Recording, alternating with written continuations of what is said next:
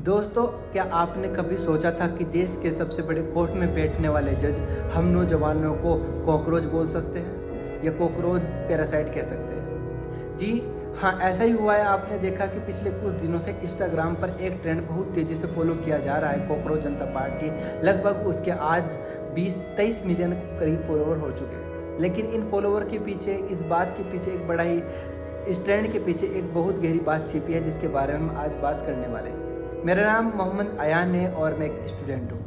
ये पूरा मामला 15 मई 2026 का है, जब सुप्रीम कोर्ट में एक सुनवाई के दौरान chief justice of India Suryakant ने कहा कि कुछ देश के नौजवान ऐसे हो चुके हैं, पैरासाइट बन चुके हैं या कॉकरोच हो गए और उन पर अब कुछ काम नहीं है, वो बेरोज़गार है और वो क्या करते, फिर वो मीडिया में जाती है, एक्टिवेट बनती है या फिर सोशल हैंडल बनकर सिस्टम पर हमला करते हैं।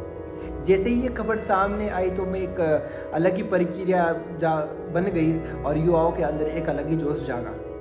आज मैं कुछ भी हो जाए, मैं आज तुम लोगों को उन स्टूडेंट का सच बताऊंगा जो ये एसी में बैठकर ऐसे भाषण देते, जो एजुकेशन मिनिस्टर कहता है कि आपने तैयारी की, दोबारा दे दो पेपर, लेकिन उन पर क्या फ़र्क पड़ेगा, उन पर कुछ फ़र्क पड़ने वाला नहीं है। लेकिन ये जो बात है, आज मैं एक स्टूडेंट का दर्द आप लोगों के सामने व्यक्त करना चाहता हूँ।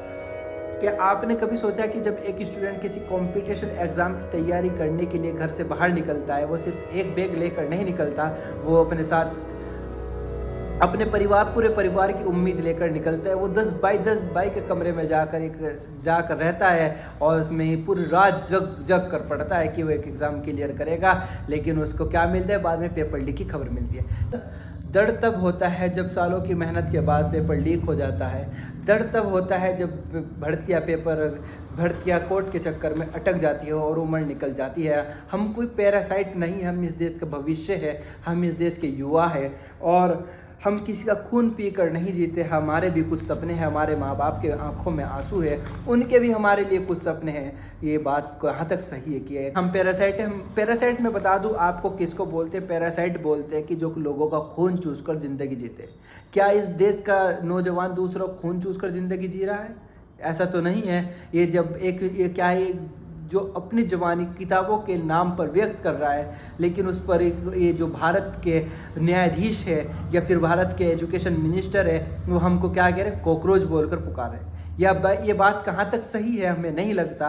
लेकिन जब एक स्टूडेंट हारता है, एक नौजवान हारता है, तो पूरा सिस्टम हारता है। और नौजवान ही आने वाला भारत का भविष्य है। ये अच्छा रहेगा तो आगे वाला भविष्य सही होगा। ये स्टूडेंट को ख़राब बनाएंगे तो आने वाला भविष्य ख़राब होगा, यानी भारत भी ख़राब होगा। भारत जब भी आगे बढ़ेगा जब नौजवान पढ़ेगा, और पढ़ेगा तब जब सिस्टम सही होगा। तो आप इस बात से कितना सहमत है, तो आप मेरी वीडियो आपके पास आई तो इसको लाइक करें, कमेंट करें, फॉलो करें और मेरे चैनल को सब्सक्राइब करें कि मैं आगे भी ऐसी वीडियो बनाता रहूँ। Thank you.